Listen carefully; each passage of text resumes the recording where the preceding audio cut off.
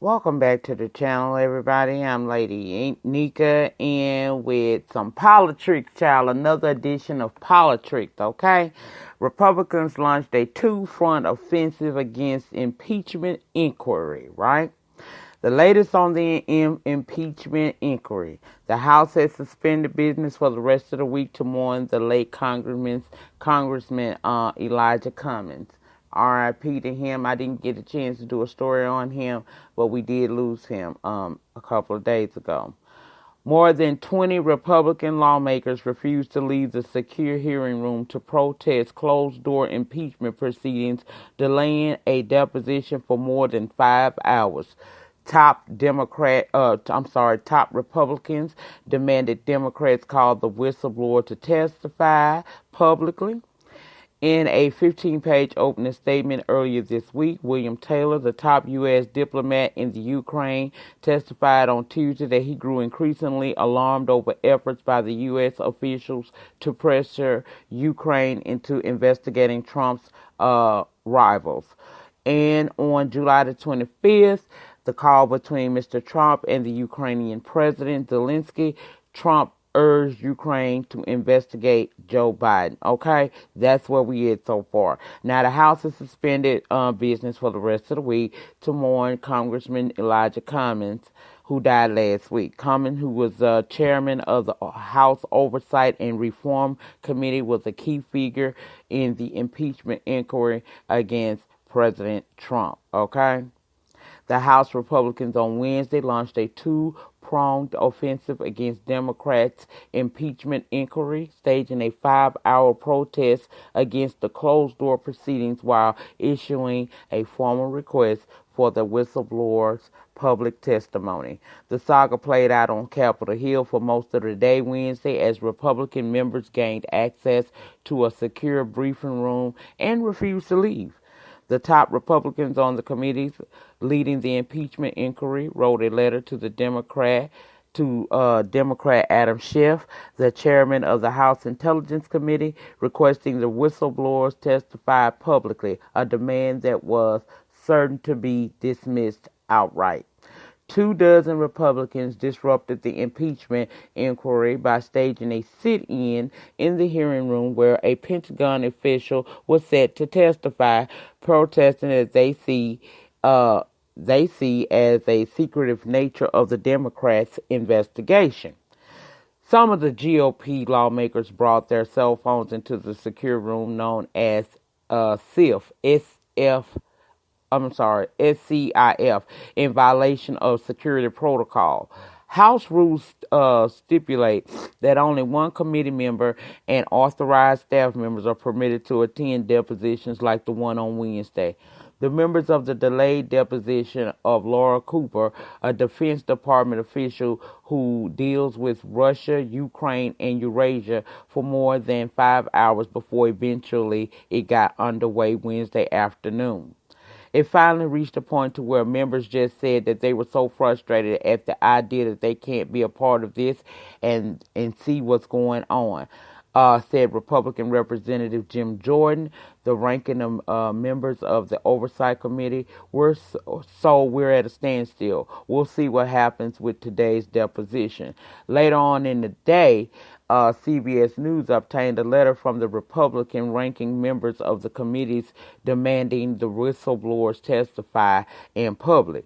The request was the first time Republicans formally asked Democrats to call witnesses, a possible indication that they intend to pursue more traditional channels to counter the investigation, even as members seek to disrupt proceedings themselves. As the so-called impeachment inquiry gathers information that contradicts the employee's allegation, we ask that you arrange for the committees to receive public testimony from the employee and all of the individuals he or she relied upon in formulating the complaint, the lawmakers wrote. As the members of the minority, the House Republicans do not have the authority to call witnesses themselves unless the power to do so is given by the Democratic majority.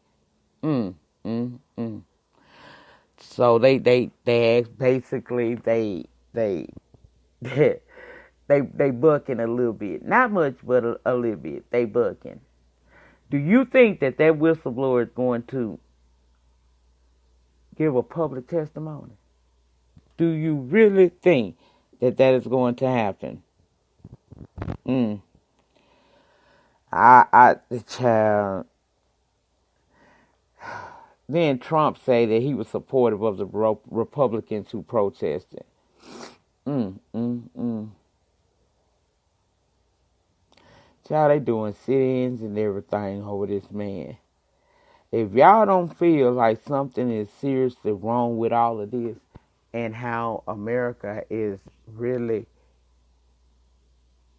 being cast in a bag, because don't think that this stuff is not going beyond. This man that y'all put into that White House, excuse me, is a detriment, in my opinion, to our democracy. That's how I feel about him. I couldn't believe when I saw that on the news yesterday. I said, oh no. And y'all know it made the news. It was a lot of talk about that. I don't understand. I don't understand. If the goal is to get to the point where we understand exactly what this man did wrong and choose whether or not we're going to let him continue on his presidency or get him up out of there, child. That's a lot.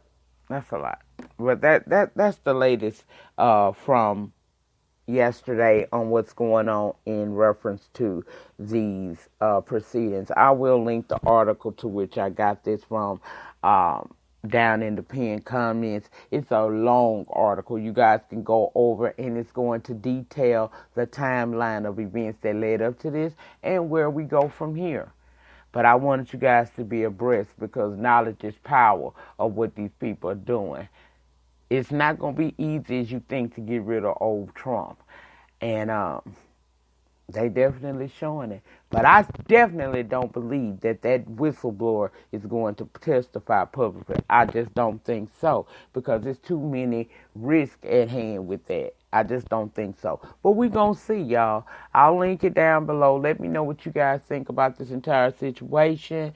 And as always, in closing, remember the depth of your struggle will determine the height of your success. In the meantime, in between time, please remember to rate the video. Ratings get me recognized on the YouTube streets. Comment down below in the comment section. Let me know your thoughts and opinions about this situation, child. And if you haven't subscribed, subscribe. And I will see you guys on the next video. This is another edition of Politricks. The things that we will see in the weeks and months to come. Pay attention, people. Pay attention. And make wise decisions as we enter the election season. Peace.